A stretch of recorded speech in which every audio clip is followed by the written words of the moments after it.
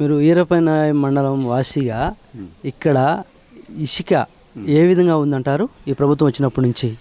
ఈ ప్రభుత్వం వచ్చినప్పటి నుంచి ఇసుక దోపిడీ ఎక్కువగా జరిగింది. తర్వాత టెండర్ల ప్రక్రియ అయిపోయినా కూడా విపరీతంగా ఒక 3 కిలోమీటర్లు ఏరును సంపద దోచుకున్నారు.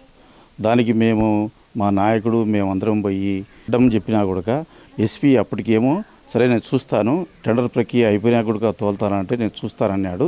మళ్ళా మరుసటి రోజు నుంచి యథేచ్ఛగా ఇసుకను వాళ్ళ ఇష్టం వచ్చినట్టు తరలించినారు. ఒక్కొక్క నాయకుడు కొన్ని కోట్ల సంపదను, సహజ సంపదను దోచుకొని విచ్చలవిడిగా వాళ్ళు ఖర్చు పెట్టుకోవడం చేసుకోవడం జరిగింది. తర్వాత ఇక్కడ ముఖ్యంగా ఎమ్మెల్యే రవీంద్రారెడ్డి భూములు ఆక్రమించుకొని చేపల చెరువులు పెట్టి ఈ రాయలసీమ సర్వరాయ సాగర్ నీళ్లు కాలువలో విడుచకుండా ఓన్లీ ఆయన చేపల చెరువుకి నీళ్ళు ఇడ్చుకొని రోజు కొన్ని ట్రక్కులు, రోజు ఒక ట్రక్కు చేపలు ఎగుమతి చేసుకొని అక్రమంగా అంత సంపాదించుకుంటున్నాడు. నీటి విషయాన్ని గురించి ఇప్పుడు కరువు వచ్చింది, వాన రావడం లేట్ అయింది. ఇదే నిన్న వచ్చిన వాన ఒక 20 రోజుల ముందు వచ్చింటే రైతులందరూ బాగా పంటలు పండడానికి అవకాశంగా ఉండేది వాళ్ళకు. అయితే 20 రోజుల తర్వాత వచ్చింది కాబట్టి పూత పోయింది, మళ్ళా పూత వచ్చేది నమ్మకం లేదు. ఇటువంటి పరిస్థితుల్లో కూడా కాలువలకు నీళ్లు ఇవ్వాలనే ఆలోచన ఆయనకి ఏమాత్రం లేదు. ఆయన చేపల చెరువు, ఆయన సంపద, ఆయన దోచుకోవడం, ఆయన దాచుకోవడం తప్ప వేరే ఆలోచన చేసే ప్రసక్తే లేదు ఆయన. ఇప్పుడు వైసీపీ నాయకులు ఇసుక దోపిడీ లక్షల వేల కోట్లు సంపాదించుకుంటున్నారు. ఈ నేపథ్యంలో మాజీ ముఖ్యమంత్రి చంద్రబాబు నాయుడు మీద ఇసుకపై కేసు పెట్టడంపై నీ అభిప్రాయం? ఆ ఇసుక మీద కేసు పెట్టడము చాలా ఫూలిష్నెస్, చాలా తప్పుడు విధానం అది. ఆయన ఇసుక ఫ్రీగా ఒక ట్రాక్టరు 500-600తో మేము ట్రాక్టర్ తోలుకొని అందరం ఇల్లు కట్టుకుంటానేమో, పనులు చేసుకుంటే వాళ్ళం. అదే ట్రాక్టరు 6500 అయింది. అంటే ఎన్ని రేట్లు పెంచినాడు. ప్రజలకు ఉచితంగా ఈ ఇసుక ఇవ్వడం నేరమని కేసులు పెట్టడము చాలా దుర్మార్గమైన వ్యవహారము. ఇది ప్రజలు అందరూ గమనిస్తున్నారు. ఈ వ్యతిరేకం విపరీతంగా ఉంది. దీనికి ప్రజలు తగిన బుద్ధి చెప్తారు.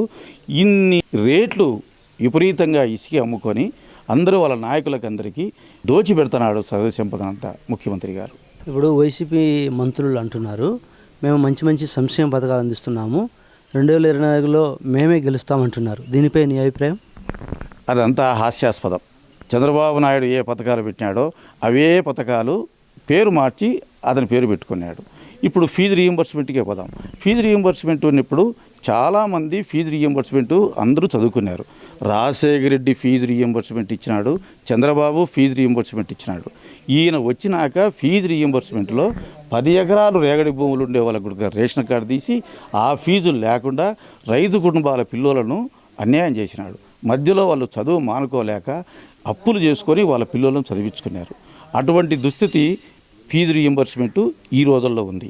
చంద్రబాబు నాయుడు విషయంలో, రాజశేఖర విషయంలో బాగానే చేసినాడు, చంద్రబాబు నాయుడు ఇంకా బాగా చేసినాడు. అందరూ చదువుకున్నారు. ఈయనట్లేదు. 10 ఎకరాలు దాటిన వాళ్ళకు రేషన్ కార్డు తీసేస్తే వాళ్ళు ఫీజు రీయింబర్స్మెంట్ రాకపోతే ఎట్ట చదువుకుంటారు. తర్వాత అమ్మఒడి అన్నాడు, అమ్మఒడి 15,000 అన్నాడు, ఇప్పుడు 13,000 ఇస్తున్నాడు. 13,000 ఇస్తున్నాడు. అది టయానికి పోయడంలే. మేము పల్లెల్లో నిత్యం గమనిస్తుంటాం కదా, మేము అందరికీ అందుబాటులో ఉంటాం. ప్రజలకందరికీ వాళ్ళందరినీ అడుగుతూ ఉంటాం, ఏమమ్మా మీకు అమ్మఒడి వచ్చిందా అని. అమ్మఒడి మాకు ఈ నెల ఇంతవరకు వేయలేదు, ఈ సంవత్సరం ఇంతవరకు వేయలేదు, కొందరికి వేసినాడు, కొందరికి రాలేదు. ఆ హెడ్ మాస్టర్లుగా మేము అడిగి కనుక్కుంటాం. అంతా తప్పుల తడక. ఒక్కపారి బటన్ నొక్కితే అందరికీ పడుతుందని అందరూ బ్యాంకుల కాడికి పోతారు. అది ఏం కాదు. ఏ మండలానికి 2కో 3కో పడుతుంది. నాది పడినట్టుగా ఆయన అంతా ప్రకటనలు ఇచ్చుకుంటూ, ఆయన పేపర్కు ఈరోజు ప్రకటన లేదు అనేదే లేదు. కొన్ని వేల కోట్లు పేపర్ ప్రకటనతో ఆయన సాక్షి పేపర్ను బాగా పుష్కలంగా సంపాదించి పెట్టుకుంటున్నాడు. ఇదంతా ప్రజలు గమనిస్తారు. ధరలు అంతే విపరీతంగా పెరిగిపోయినాయి. పప్పు ఏమి, చింతపండు ఏమి, కందిబ్యాలు ఏమి. చంద్రబాబు నాయుడు ఇప్పటికీ ఒక్కొక్క కేజీ మీద 70, 80, 100 వరకు పెంచినాడు. డీజిల్ చూస్తాం చూడండి. ఒక్క ఎగ్జాంపుల్ చెప్తా. డీజిలు, పెట్రోలు చంద్రబాబు గవర్నమెంట్లో 80, 60 రూపాయల చిల్లర అంత ఉండేది. ఇప్పుడు 110 రూపాయలు, అంటే 50 రూపాయలు ఒక్కొక్కరి మీద. ఇప్పుడు ప్రతి రైతు కూడా రోజుకు 1 లీటర్, మినిమం 1 లీటరు ఉపయోగిస్తాడు పెట్రోల్ రోజుకు 1 లీటర్. అంటే వారికి మోటార్ సైకిల్ ఉంటుంది, చేనికాడికి పోవడానికో, నీళ్ళు ఎత్తుకోవడానికో, అన్నం తీసుకోవడానికో, కూలీల దగ్గరికో వాడు ప్రతిరోజు రైతు అనేవాడు దాన్ని ఉపయోగిస్తున్నాడు. అంటే ఒక్క రైతు మీద 1 లీటర్ వాడితే 70 రూపాయలు నువ్వు అదనంగా తీసుకుంటావు. ఆ 70 రూపాయలు తీసుకుంటే నెలకి ఎంత అవుతుంది? రోజుకు 70 రూపాయలు అంటే నెలకి ఎంత అవుతుంది? సంవత్సరానికి ఎంత అవుతుంది? వానికి అంత అమ్మఒడి ఎంత ఇస్తాండావు, అమ్మఒడి ఎంత ఇస్తాండావు, తర్వాత ఇంకా ఏమైనా పథకాలు ఎన్ని ఇస్తాండావు, ఇవన్నీ కూడా దీంట్లోనే 1 లీటరు పెట్రోల్తో సంపాదిస్తాండావు. ఇంకా మద్యం అనేది నీకు అంతే లేకుండా పోయింది.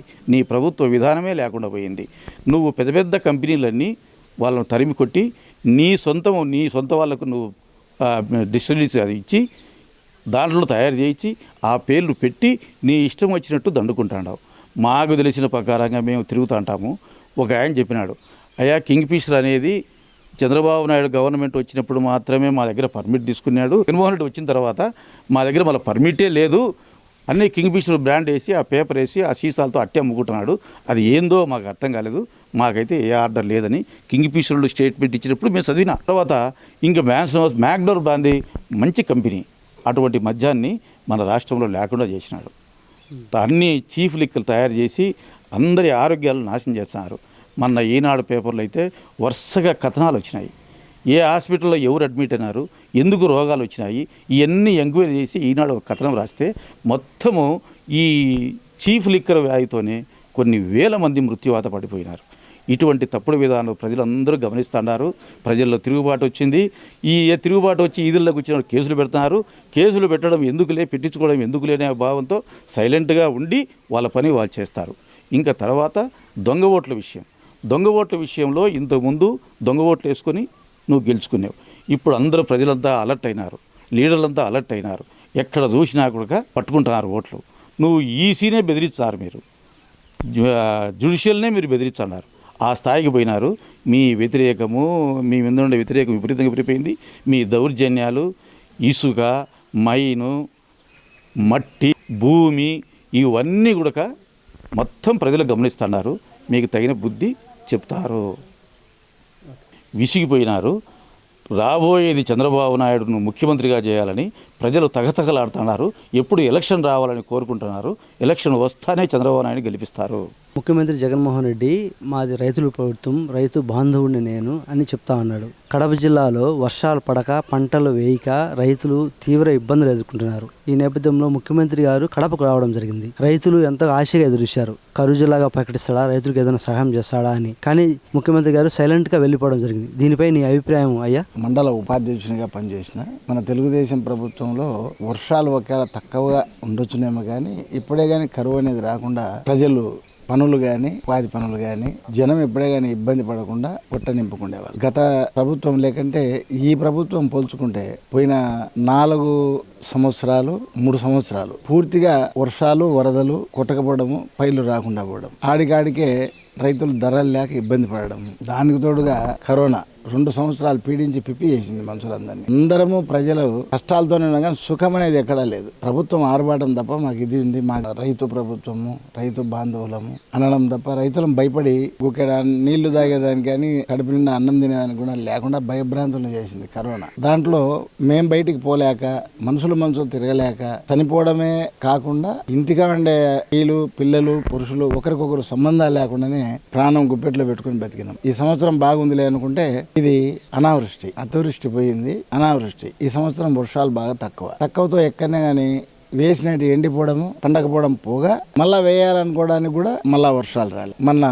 మన ముఖ్యమంత్రి గారు కరువు వచ్చినాకనే మా కడప జిల్లాకు రావడం జరిగింది. మా కడప జిల్లాకు వచ్చినప్పుడు మేము రైతులందరం చాలా ఎదురు చూసినాం.